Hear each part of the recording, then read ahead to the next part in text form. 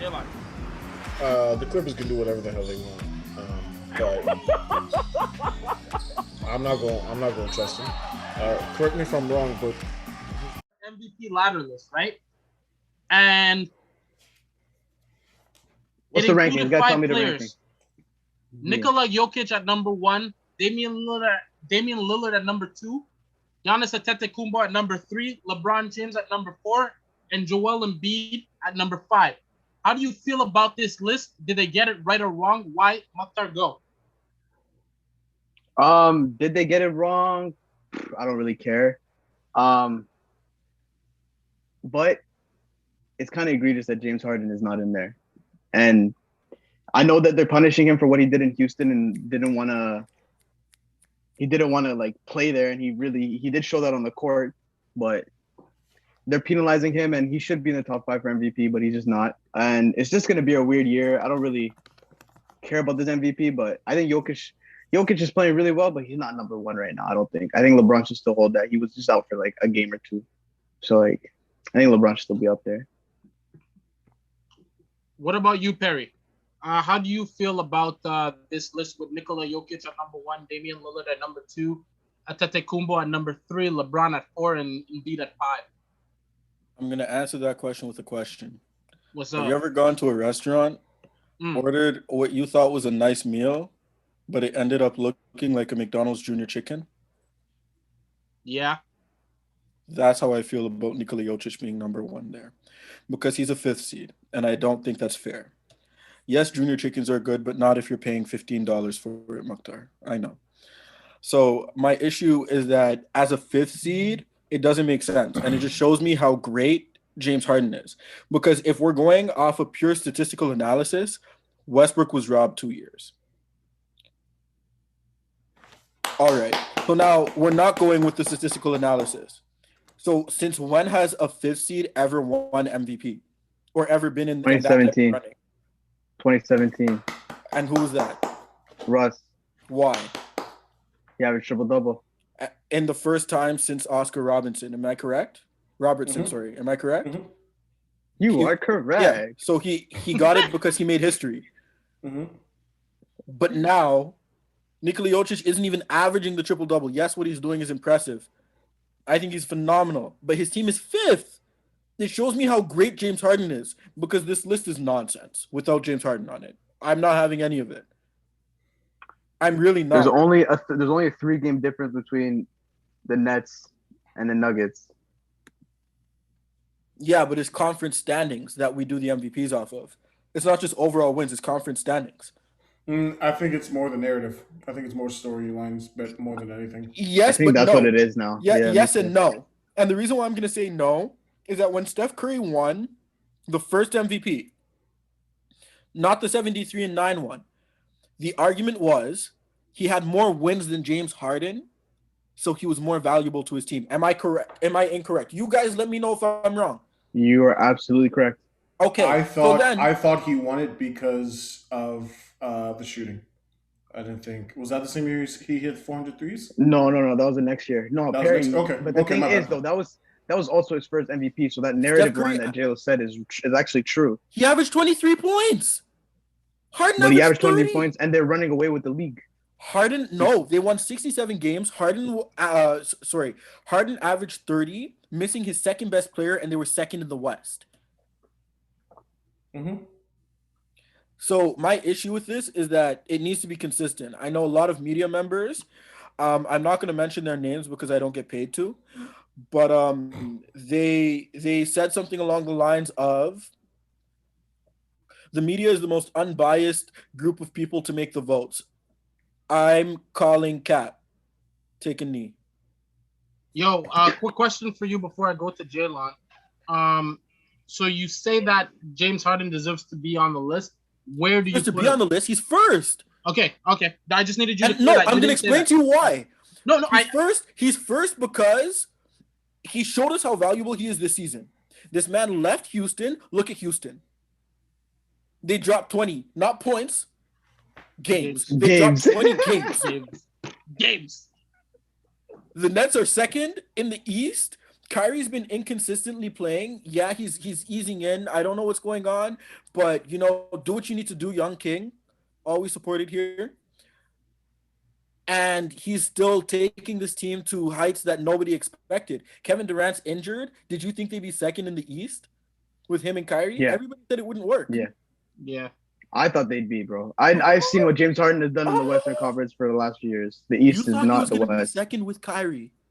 Yeah, bro. I've seen what James Harden has done. Because I remember being the only one on this podcast saying that I thought the trio would work.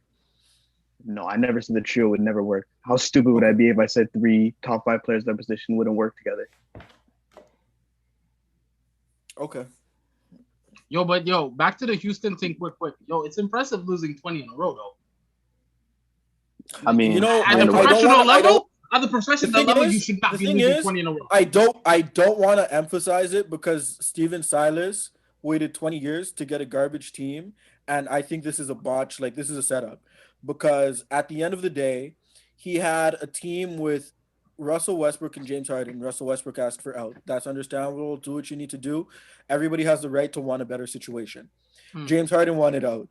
The way he went about it, not the best, but he had to deal with that as well. Now, John Wall's coming off an Achilles injury. Okay, that's another one. Then Christian Wood, injured. DeMarcus Cousins, in and out the lineup, off the team.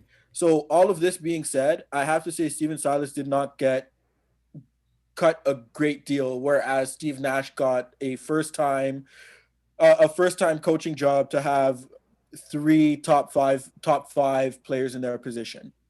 Yeah, but it also goes down to Victor Oladipo. You said it yesterday when you were in the group chat. You said Victor Oladipo had the chance to change the outcome. He's been playing. Ask me.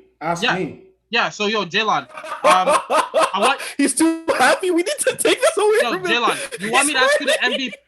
Jaylon, you want me to ask you the MVP question first or the Houston question first? Well, ask me the Houston question first. So Jaylon, how do you losing 20 in a row? I think is impressive at the pro level. It shows you how valuable James Harden is. So what do you make of the 20 losses in a row? What do you think of Houston? Didn't Houston win the trade with John Wall? That's what people were saying. No. I don't know why I brought that up. I was ready for the smoke. I was ready for the fire. Repeat what you said. I thought Houston won the trade with John Wall. Who did John Wall get traded for? Who did they trade for John Wall? Russell Westbrook. And who is still on the roster? 4. Houston. James Harden. Thank you. That's not my problem. You said they won the James Harden trade too, though. Houston, I said after this year, that's when we'd see if they really won the James Harden trade through drafts. You said that Oladipo. I said 2 draft picks. Thank you.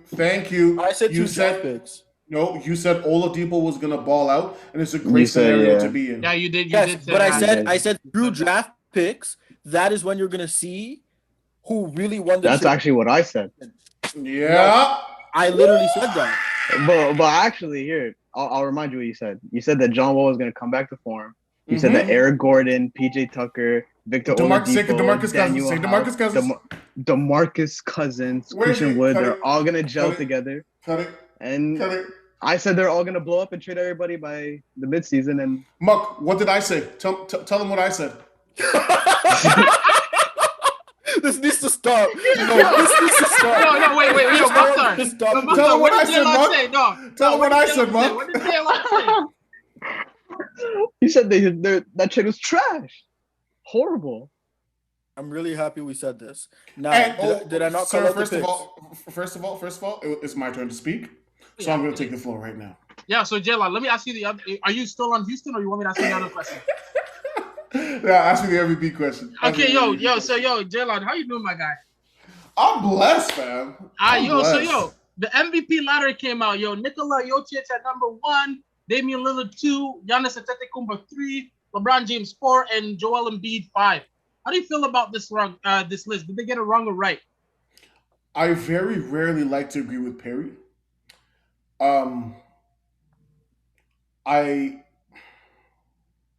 I really don't like saying he's right. It makes my blood boil, my skin crawl. You know what I mean? It's like when you scratch nails on a chalkboard. Is that why you're always mad? But You'll find a way to say it without calling him right. Perry is 1,000% unequivocally right in this. One more in this time case, for the fans. in this scenario. Don't give in. I'm Don't give gonna in. need you to. I'm gonna need Don't you give to in. realize that. Don't I'm gonna even need you to give realize in. that. Yeah. NizeDat, James bro. Harden. James Harden is the runaway MVP for me. He's averaging 25, 11, and 8, playing with Kaylani's ex. No, I'm playing with Kyrie Irving. He has the Brooklyn Nets looking like serious like a serious problem. The Brooklyn Nets are 14-4 without Kevin Durant. They are undefeated with just James Harden in the lineup. He has 2 signature wins where he brought them back from double digit deficits against the Phoenix Suns. And that for me was when I was like, wow, James Harden is that piece. James Harden is that piece. Because he had Bruce Brown looking like prime Tayshaun Prince and Rip Hamilton. And he was strapping Devin Booker like he was playing actual defense. This is the first time that we have James Harden playing legitimate defense and caring about the defensive end. So for me, he's first. Damian Lillard shouldn't be on this list. Damian Lillard should not be on this list. Joel Embiid, I have it in this order: James Harden, Joel Embiid, LeBron James, Nikola Jokic, and Luka Doncic. You forgot to breathe in between James Luka? Harden. Yeah, Luka. Go look at Luka's numbers; they're ridiculous. And he's playing with a dude named Tim. Bro, his name is Tim. His full name is Timothy, bro. When Timothy goes to school, y'all remember that show? That's who's starting beside him, bro. I can't ignore Luka Doncic. Hey, this Tim Hardaway Jr. is please do not disrespect this dude like this ever again. Jalen, we're gonna stick with you quickly. I have a quick question for you guys just to follow up on the MVP chatter. LaMelo Ball is injured, out indefinitely, probably gonna miss the whole season. I think it's confirmed he's missing the season. With this injury, is he still undisputedly the Rookie of the Year, or is Anthony Edwards, James Wiseman, Tyrese Halliburton gonna steal the spot? I'm gonna say if Anthony Edwards can get the Minnesota Timberwolves to a play-in game, I can give him the Rookie of the Year. But I can't ignore the fact that the Charlotte Hornets and playoff basketball are in the same sentence because of LaMelo Ball. I can't ignore that. Regardless of whether or not he misses the next 30 games, I believe are left. Okay, around 30 games. Regardless of the fact he's going to miss that, bro, like he has them Charlotte Hornets hooping. It's basically the same roster. They just added Gordon Hayward and LaMelo Ball. But since LaMelo Ball has started, they've been trending up and up and up. This is the first time in a very, very long time we've said playoff basketball and Charlotte Hornets in the same sentence and not laughed afterwards. So for me, I have LaMelo Ball unequivocally still as the Rookie of the Year. Mukhtar, LaMelo Ball Rookie of the Year, or someone coming to steal it? Well, LaMelo Ball had Rookie of the Year in the hands, but he just lost it because he got injured. It just is what it is. Rookie of the Year really doesn't matter if you win or not. Just if you survive the season and play well. So he does. At the end of the day, he was the rookie that impressed the best. Like he was able to impact winning right away, which is phenomenal for a young player to prove that he can impact winning right away. Even though Charlotte was kind of a perfect situation for him, they kind of had the right kind of players for him to work with. But yeah, I think Anthony Edwards, it's his award to lose now. That's if he stays healthy the rest of the year. And Perry, finally with you, LaMelo Ball, Rookie of the Year still, or with his injury he kind of lost it? Where do you lie? He lost it. Do you have an idea to do, or he? He's so bro. I'm sad about the happiest. He lost it Because the thing is, he's the happiest person, and you love to see happy young people be happy. You know what I'm saying? Happiness loves happiness unless it's on J-Lo. Young black men. Huh? Young happy black men. Exactly. You know, and it's sad to see that the most exciting basketball that we've seen, like, bro, this guy was the happiest guy, like getting fine warnings, you know, behind the back passes, full court little bounce passes, doing those 3-point shots, like all of the stuff that he was doing, it made basketball fun. It revived basketball. and this man broke his wrist. But at the end of the day, Anthony Edwards also makes basketball fun. This guy's funny. Have you heard him speak? This guy has the funniest interviews I've ever seen. This guy said, it can be trash can ball. I'll still win. And at that point, watching what he can do is impressive. The comparisons that he's been getting to Dwayne Wade, though I don't think that they're warranted, I do think they're fair, if that makes sense. So, like, I don't think we can compare him to Dwayne Wade yet, but I can understand why someone would. And I think he's coming for that. And not just coming for that, I think it's his. Did you watch that game against the Suns last week?